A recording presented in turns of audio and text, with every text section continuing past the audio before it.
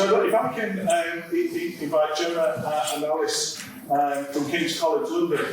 This again is a fascinating subject in terms of where we are in lifestyle with ADHD. The ART-CARMA study is looking at what wearable technology can tell us about ADHD and health. And you know, most people are aware, if not using wearable technology, so it's quite fascinating. So over to you, Tim. Thank you very much, and hello everyone. So I'm Jonna Kuntsi, and this is France, and so I'm just here really to say hello and to show you a couple of slides, and then I'll hand over to Alice. So our project has a very long name that you can see here, so we just call it ART-CARMA. And first of all, I want to say that we have two of our ART-CARMA participants here today, so I'm very grateful for, first of all, for their participation, and then very kindly coming here to join us, and also they're going to be in the panel in the next session, so that's really fantastic.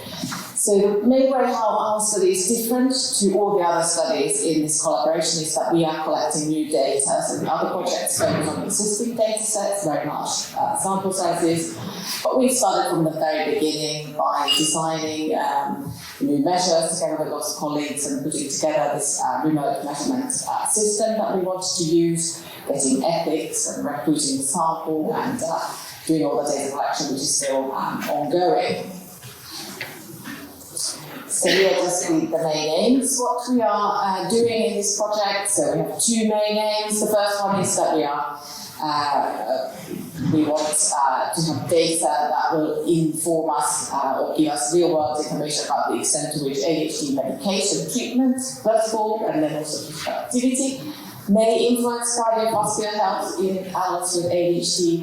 And then also the second main aim is to look at the patterns and the reasons for not taking ADHD medication. In addition, because we are collecting a lot of other data as well, so we are able to look at a lot of other issues in addition to these aims. And the really good news is that we've finished recruitment. We got to that point in December. So our target sample was 300 people, so we managed to get 305 between the two sites doing data collection. So us in London, KCL, and then our colleagues in Barcelona. And because every participant is in the study for 12 months, so we are then finishing the data collection December this year. I'll hand over to Thank you. So I'm going to go through very quickly the ART-CARMA study protocol. So as I said, all of our participants are in the study for 12 months, so 52 weeks.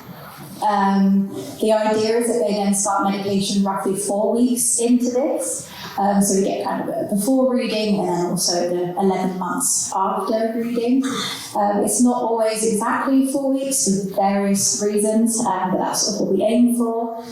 So each participant starts off with 2 baseline assessments, and these include the first baseline assessment is essentially an eligibility check.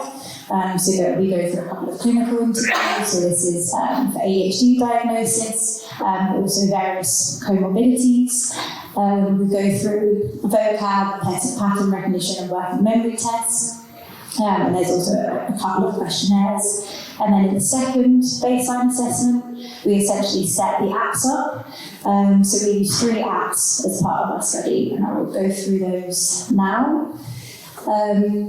So this is the ART system, so it's ADHD remote technology system developed by Jonna and also Professor Richard Dodson. And as part of ART-CARMA, there were 2 main data streams essentially. So we had passive monitoring and active monitoring. So the passive monitoring, the idea was basically that participants didn't have to do anything. This was kind of going on in the background during their daily lives. And then the active monitoring was a bit more active. It required more effort and engagement on the participant's part. So the passive monitoring, as I said, this was ongoing throughout the 52 weeks or 12 months of our study period. And this came in 2 forms in our study. So we had the Embrace Plus device. This was essentially a watch or wearable device that we asked participants to wear ideally 24 hours a day throughout the study period.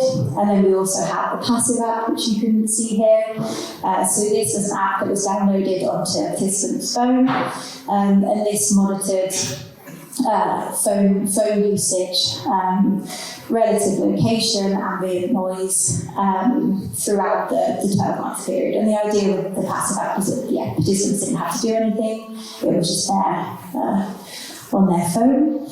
We also had questionnaires on the active app. So these were every 4 weeks.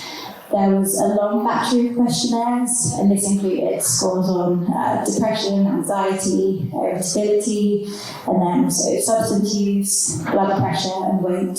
And there was also a speech task where participants were asked to initially read a piece of text, and then also answer questions on think of the things they were looking forward to in the next week.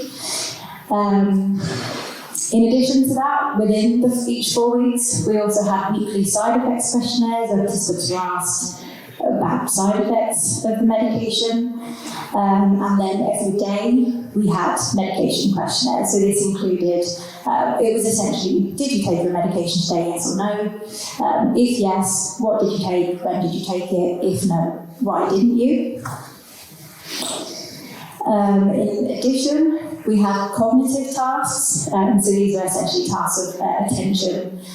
These took place every 6 months, and then at the very end we had a debrief interview where we just asked participants about their experiences essentially. So that is everything on whistle stop tour. I guess this is just a huge thank you to our whole team, especially our amazing participants. And I know I've only got about 2 seconds left, but I've been told to plug our social media, which is ADHD Remote Tech, and we're on Blue Sky and LinkedIn.